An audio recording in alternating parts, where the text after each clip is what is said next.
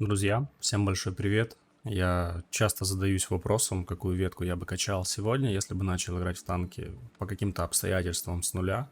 Ну, к примеру, был аккаунт, потерял его, продал, там, что угодно случилось, надоело, захотел играть с нуля. А мы сейчас все знаем то, что обнуление аккаунта недоступно, и я знаю, что многие игроки были готовы к этому обнулению. От того, так сказать, какую ветку выбрать в 2022 году с нуля.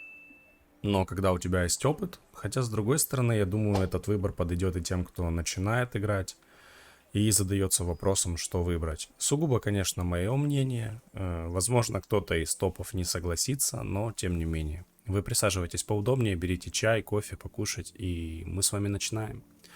Итак, друзья, о какой ветке идет речь? Я для себя выделил всего две. Две, но говорить будем об одной из них. Первая, это я думал качать ветку 60 ТП. Потому что, Е100, мы все знаем, что Е100 очень сильно устарел. Это крайне медленная, скучная машина. Так, возможно, у меня есть на канале кто-то, кто не знает, что такое Е100. Е100 это крайне легендарная тачка, очень хорошая. Сейчас я заметил, ее играют, кстати, с маусганом вместо бабахи. Я тоже попробовал поиграть с маусганом. Поделюсь немного этими впечатлениями позже. То есть мы к этому вернемся. Так вот, я думал качать ветку 60 ТП, потому что машина, альфовая, как и Е100, довольно неплохая точность по сравнению с Е100 на бабахе. То есть есть подвижность, есть также у машины бронирование, низкий силуэт. Короче, хороший, сильный танк. Но я когда вернулся в танки после длительного перерыва, я заметил то, что добавили новую ветку Чехословакии, это ВЗ-55. И вот именно о ней я сегодня хочу поговорить, потому что мне машина выглядит крайне интересно, и я с ней часто попадаюсь в рандоме. И это именно, друзья, тот танк, который действительно может, добавить вам реально проблем, потому что это сильная машина, у него есть два орудия на выбор. Есть обычная пушка, и есть орудие, которое имеет два снаряда по 490 альфы. В упоре два выстрела по 490, то есть 1000, друзья, 1000 за несколько секунд. Это жестко. На тяжелом танке стреляют все голдой, то есть 306 миллиметров пробиваемость на барабанном орудии и 22 секунды перезарядка. То есть давайте с вами посмотрим более детально, добавим ее к сравнению, да. Два сразу танка добавим к сравнению. То есть, чтобы понимать одновременно, какое выбрать орудие. То есть, прикольно то, что Wargaming сейчас начали делать вот это вот альтернативная, да, возможность выбрать свой стиль игры. То есть, я за такое абсолютно, потому что, посмотрим, ставится. Так, я за то, что это действительно правильно для игроков, потому что игрок должен сам решать, что ему нужно, как ему играть. Так вот, у нас получается на этом танке пушка обычная. Стоп, я хотел поставить барабанную, да, вот здесь, а здесь обычную. Да, вот так, обычную. Так, одну минуту.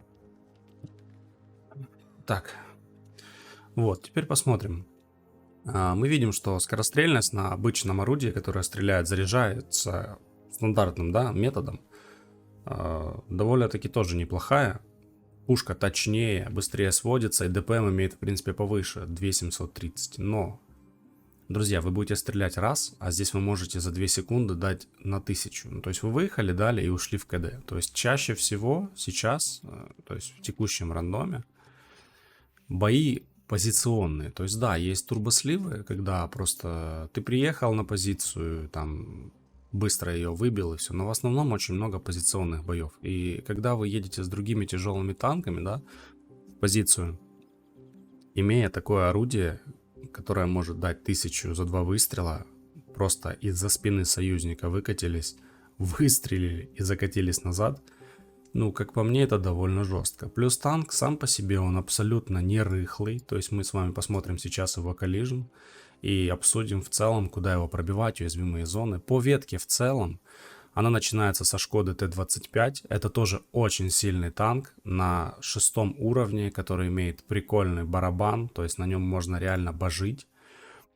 7 уровень и еще пока идет у нас без барабана. Тоже неплохой, кстати, танк. Имеет неплохое бронирование по своему уровню. То есть лоб у него довольно неплохо защищен. 8 уже у нас вот это TNH 105 1000. Я так понимаю, 105 это калибр, 1000 это вес. Имеет уже барабан. То есть есть альтернативное орудие. Также на 2 снаряда, 320 альфа, 224 пробития. Ну то есть тоже уже начинается с 8 уровня. Альфовый такой беспредел, да.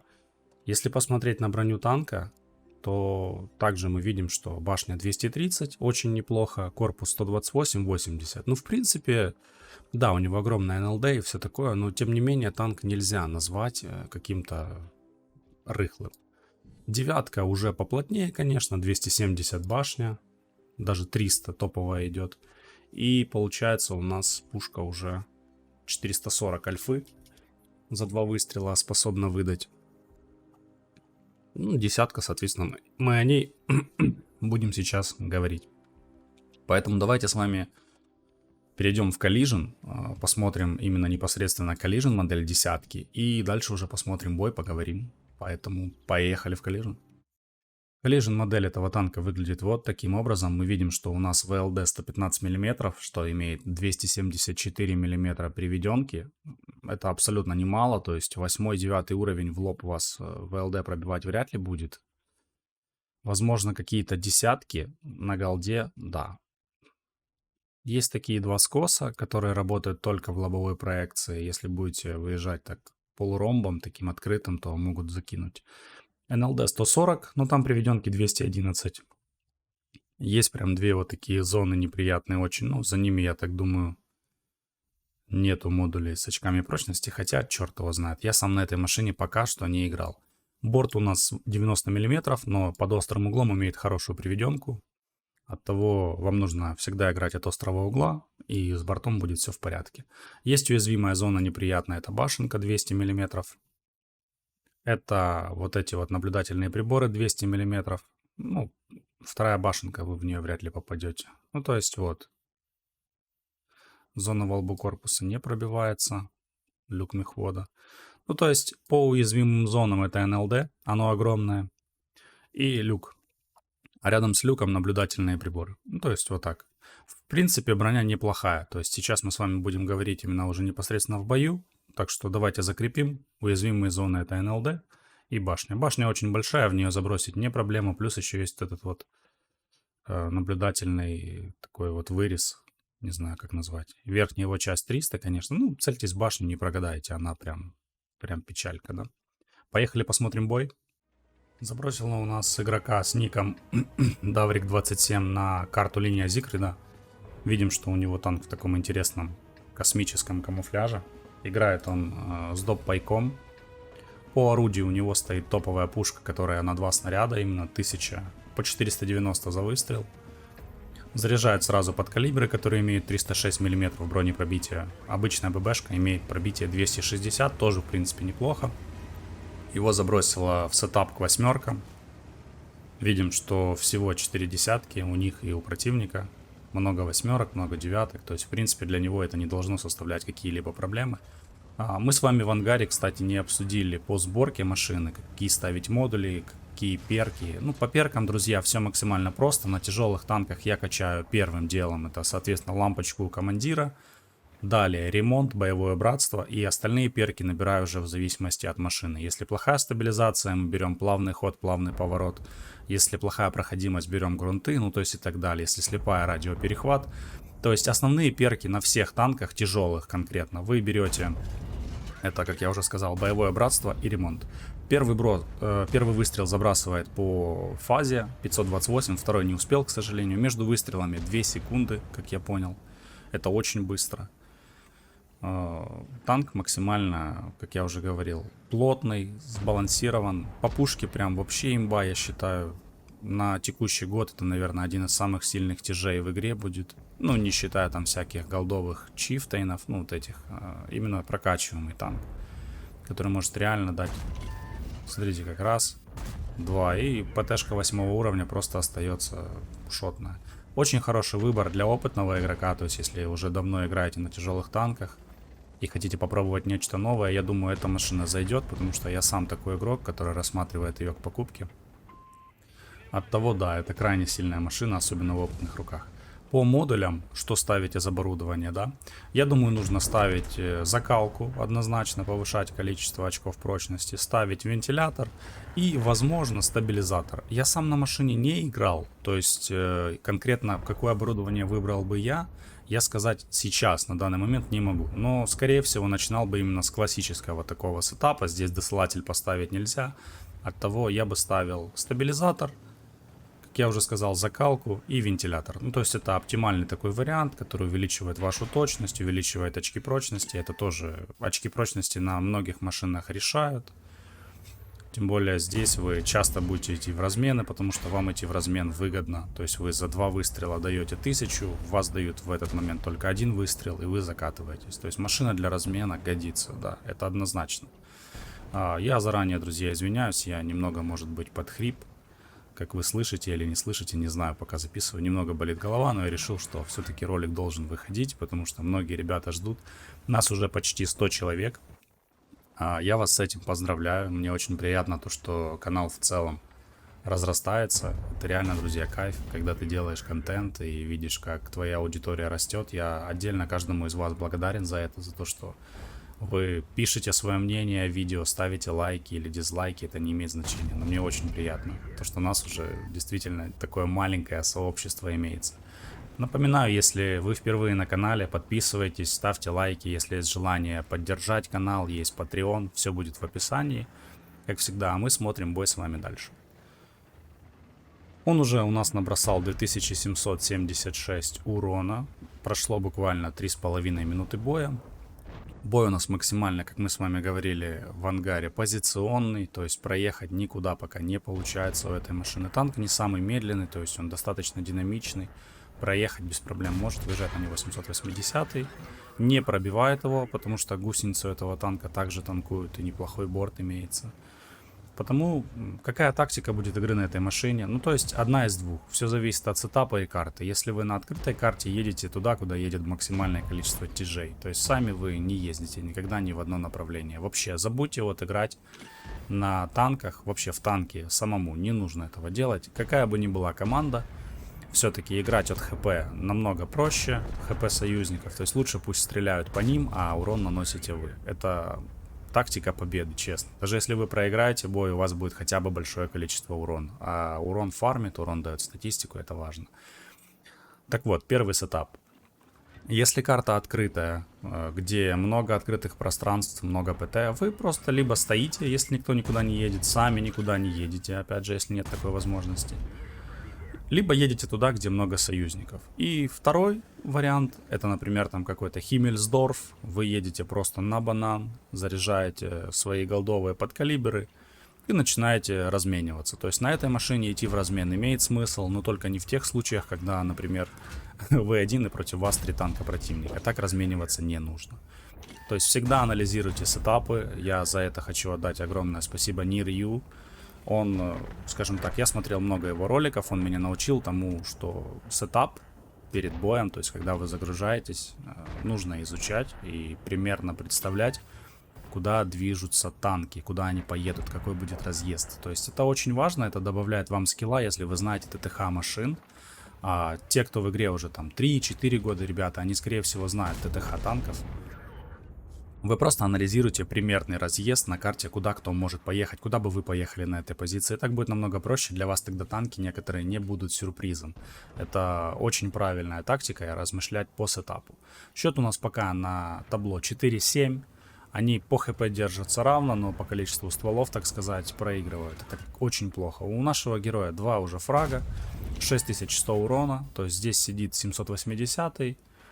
Неприятная машина, хорошая броня у него, хорошая башня, то есть плюс альфовый танк может неплохо так накинуть.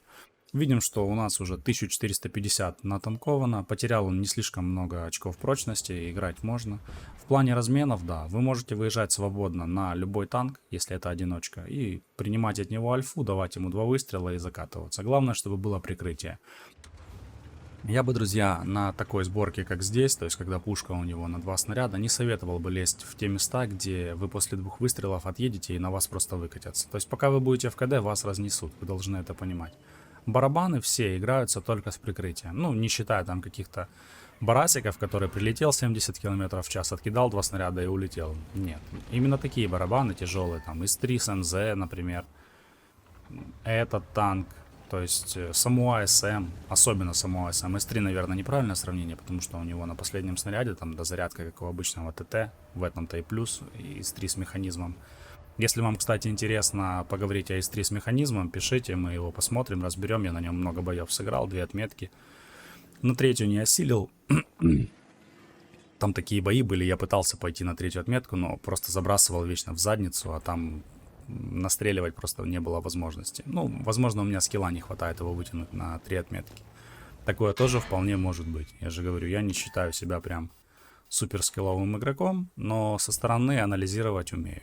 И это, в принципе, также, друзья, и всех вас касается. Я хочу с вами поделиться, так знаете, своим мнением. Рассмотрим бой, разговариваем, рассуждаем. Я вообще начинал делать ролики по танкам просто потому, что мне всегда хотелось сделать какой-то контент. А танки — это та игра, в которую я просто много лет играю и знаю прекрасно машины, их ТТХ, то есть как они играются. И потому решил вот создать такой небольшой канал. Я не думал, что у нас будет набираться так аудитория, будет, вы будете писать комментарии, да. Я надеюсь, они у вас написаны от души, то есть потому что мне очень приятно это все читать. Действительно приятно, когда люди ценят твое творчество. И это реально круто. Планы по каналу есть очень такие большие, наполеоновские, так сказать. Добирает Т-32. Дальше светится Тартойс. Неприятный танк, ДПМный. Трудно ему выцелить будет. В щеку забрасывает, потому что на голде играет. Так вот. Планы по каналу имеются наполеоновские. Будут и стримы, и все. Я немного в комнате сделаю перестановку. Перевешу немножко монитор, компьютер переставлю.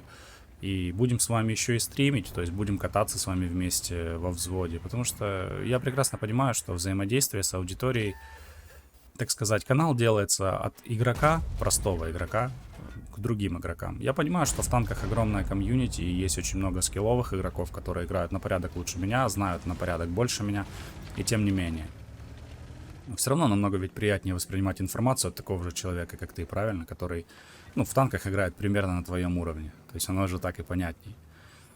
Оттого и в целом такая и была цель создать канал, чтобы он был от обычных ребят к обычным ребятам. Надеюсь, у меня, друзья, получается, я двигаюсь в правильном направлении. Вы пишите свое мнение. Я когда начинал ролики создавать, отличный, кстати, 2 шота по Тартойзу забрасывает, уже 7700 урона. Когда начинал создавать контент, то есть мне многие ребята подсказывали, какой он должен быть в завершенном виде, да. Вы как контент-мейкер, поначалу вы не будете понимать финальную картину того, какой ролик должен быть. То есть это тоже очень важно, помощь комьюнити, я ее очень ценю, друзья, и мне приятно. Поэтому будут и розыгрыши обязательно. Нужно же вас как-то награждать за это все, правильно? А то только вы мне даете советы, да, идей.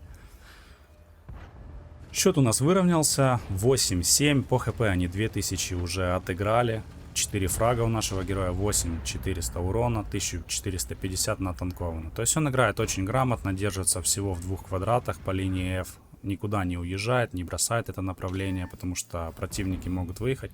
Танканул кормой 430, очень повезло. Мог получить лишний урон, это было бы очень неприятно для него. Видим, что стоит Як-Тигр за спиной, который, в принципе, если он не АФК, конечно, может помочь. Так, где он там? Вон он стоит, Як-Тигр наш. Если на него выкатится кто-то, Як-Тигр, в принципе, должен сбривать. 810 очков прочности у него осталось. В принципе, это немало. Главное не попадать на какого-то фаша, потому что который может эти быстро очки разрядить.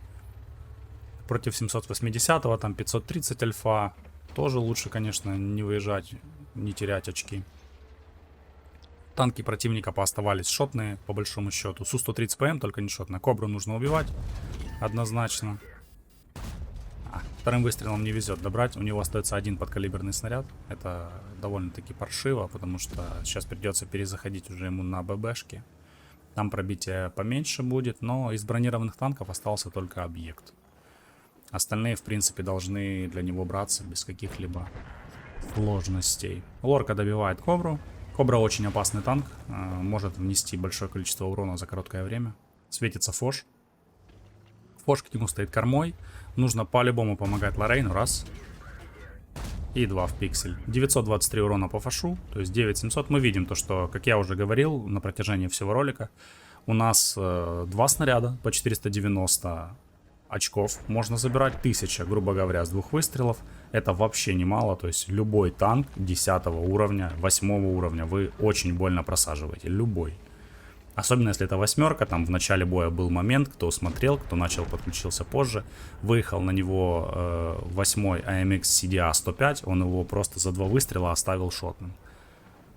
Добирает Центурион, дальше стоит 780, добирает его, 2 выстрела, 2 танка, просто вообще класс, 6 фрагов, счет 13-9, проигрывают они на 4,5, красные конкретно проигрывают на 4,5 тысячи очков прочности. Он заряжает дальше 2 ББшки и будет добирать шотную Су-130ПМ, которая светится, может дать ему неприятную альфу, если, конечно, пробьет. Вот она. Сходу не попадает, получает от нее 447 очков и будет ее добирать. Выкатывается спокойно, сводится, добирает ее вторым выстрелом. 7 фрагов, возможно будет и 8, нужно найти Юдас только. Друзья, я думаю, можно подвести итог. Я считаю, что вот именно эта ветка, ветка чехов на ВЗ, она самая топовая на сегодня по тяжелым танкам в игре. Я сам буду качать эту ветку, сейчас набиваю свободный опыт, чтобы открывать орудия на машины. Поэтому моя рекомендация: качайте эти танки, если вам нравятся тяжелые танки. Это новый тип тяжелых танков, альфовых, которые могут сделать противнику больно. Оттого, если вам понравился этот ролик, если мы с вами по душам поговорили, пишите об этом, пишите свое мнение, я все комментарии читаю. Так что до новых встреч в новом видео. Пока-пока, удачи!